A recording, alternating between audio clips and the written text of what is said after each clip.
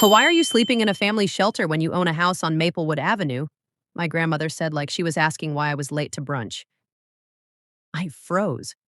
It was 6:12 a.m., my 6-year-old gripping my hand in mismatched socks, and I was trying not to break in public. A house? I whispered. What house? That's when I realized something worse than being broke. Someone had been lying about me. 3 days later, I walked into a family event, and my parents went ghost white. What they did to my kid was unforgivable. If you were me, would you expose them in front of everyone? Am I in the wrong? Tell me in the comments and subscribe for more. I'm going to back up because 6 months earlier, I would have laughed if you told me I'd be packing a backpack in a shelter hallway like it was normal. I worked as a nursing assistant, long shifts, sore feet, call lights screaming like slot machines. I wasn't rich, but I was stable. Then, stable cracked. Rent jumped, my hours got weird, and one bad month turned into 3. I did what people tell you to do. I asked family for help. My parents, Linda and Thomas, welcomed me like it was a Hallmark movie. Just until you get back on your feet, Linda said, with that soft smile that always came with invisible rules. My daughter Sophie got my old bedroom. I slept on a thin mattress and told myself it was temporary. At first, it was fine. Then the little cuts started. Not screaming, not obvious abuse. The kind of comments that sound reasonable if you repeat them, but still make you feel smaller. You're always tired, Linda would sigh. We like the house tidy, Thomas would say, staring at Sophie's toys like they were trash. And the one that still burns. If you're a good mom, you'll figure it out. One night after a double shift, Linda sat at the kitchen table like she was about to announce a diagnosis.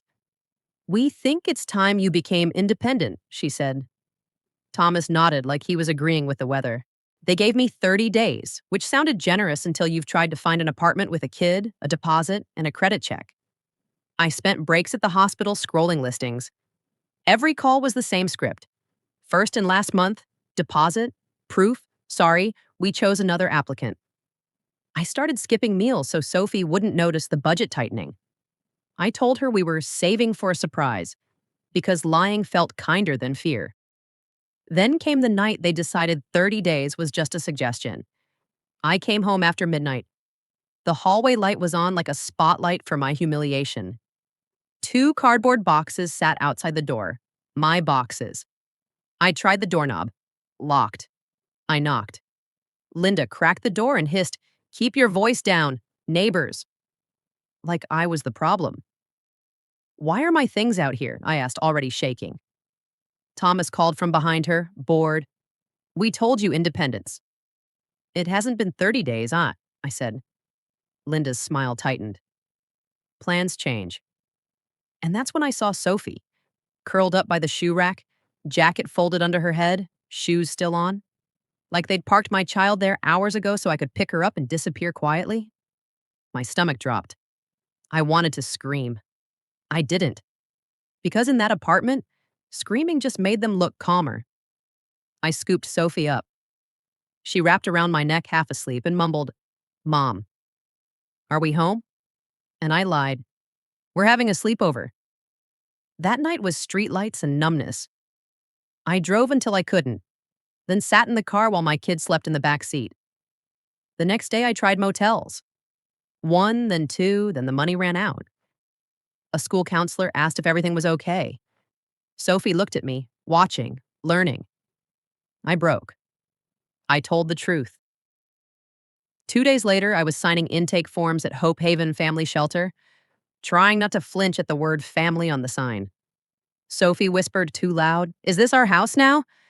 And I smiled too hard and said, "No, baby, just for a little while." Even as little while started to taste like a joke today. Shelter mornings were a special kind of humiliation. Fluorescent lights, rushed showers, me pretending I wasn't terrified. That day I was doing the get to the bus sprint. Sophie held up 2 mismatched socks and whispered, like she was protecting me, "It's okay, Mom. I can wear different ones." I joked about it being I do what I want fashion, and for 1 second I almost felt normal. Then a black sedan rolled up like it had taken a wrong turn into my life. My grandmother, Margaret Sterling, stepped out. She looked exactly the way she always had: expensive, calm, and slightly terrifying. She stared at the sign above the door, then at me, and her expression cracked. "Rachel," she said, "what are you doing here?" I defaulted to the exhausted woman lie. "We're fine. It's temporary." Her eyes flicked to Sophie's socks, then back to my hands, red and shaking. "Why aren't you living in your house on Maplewood Avenue?" I blinked. "What house?" I said. "I don't have a house." Sophie tugged my sleeve. "Mom, do we have a house?" That hopeful question hurt. I swallowed. "No, baby." That's when Margaret went still. She crouched to Sophie's level — my grandmother does not crouch for anyone — and told her she had a beautiful name. Then she stood and said, "Get in the car." No discussion. Inside the sedan, the silence felt expensive. Margaret didn't drive right away.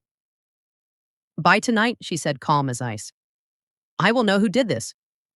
"Grandma, I don't understand," I whispered. "No," she said, "you don't. And that tells me everything." She made one call. "Get the Maplewood property manager," she ordered. "Who has the keys? Who's living there? And has anyone been collecting money?" Collecting money. My stomach flipped, because suddenly this wasn't just my parents being cruel, this was a plan. We stopped at a diner so Sophie could be warm. Margaret ordered her hot chocolate without asking. Then she put her phone on speaker and called my mother. Linda answered in her sweetest voice. "Margaret, what a surprise." Margaret kept it gentle. "I was thinking about Rachel. How is she doing?" There was a tiny pause, the sound of a liar choosing. "Oh, she's great," Linda said brightly. "She's living in the house. She loves it." I stared at the sticky table like it might swallow me. Margaret didn't argue. She just said, "Good," and ended the call. Then she looked at me and said the sentence that rewired my brain. "I arranged a home for you. Your parents were supposed to handle the handoff. They told me it was done." My chest went hot. "Why didn't you tell me?" I asked. "Because pain makes you grab for the nearest person." "Because I trusted them," she said. "That was my mistake." An hour later, we were in a hotel. Sophie was bouncing on the bed like she'd never known fear. Margaret was on the phone again, collecting key logs, listings, and payment records, building a timeline like she was assembling a weapon. And I sat there thinking, my parents didn't just lock me out, they stole the ground under my child's feet. While she worked, my hands wouldn't stop shaking. I texted Sophie's school. "Family emergency. She won't be in today." No story, no excuses, just the smallest truth I could fit in a sentence. Minutes later, Margaret's phone buzzed. I couldn't hear the other voice, but I heard her questions. "Who signed for the keys?" Pause. "And the home is occupied?" Another pause. Her jaw tightened. She wasn't surprised. She was confirming what she'd suspected. That scared me more than anger today. Margaret told me my parents were hosting a big family dinner in 3 days, the kind with a microphone and a slideshow. Because Linda doesn't just want a gathering, she wants witnesses. My stomach rolled on the ride there. I kept thinking, what if I freeze? Margaret's answer was simple. "Then I'll speak." She bought me a plain dress, not fancy, just clean. "You don't need armor," she said. "You need dignity." Sophie wore a little blue dress and twirled like she still believed the world was kind. That almost broke me. At the venue, Margaret set up a small private room next to the banquet hall. Snacks, water, an assistant to sit with Sophie.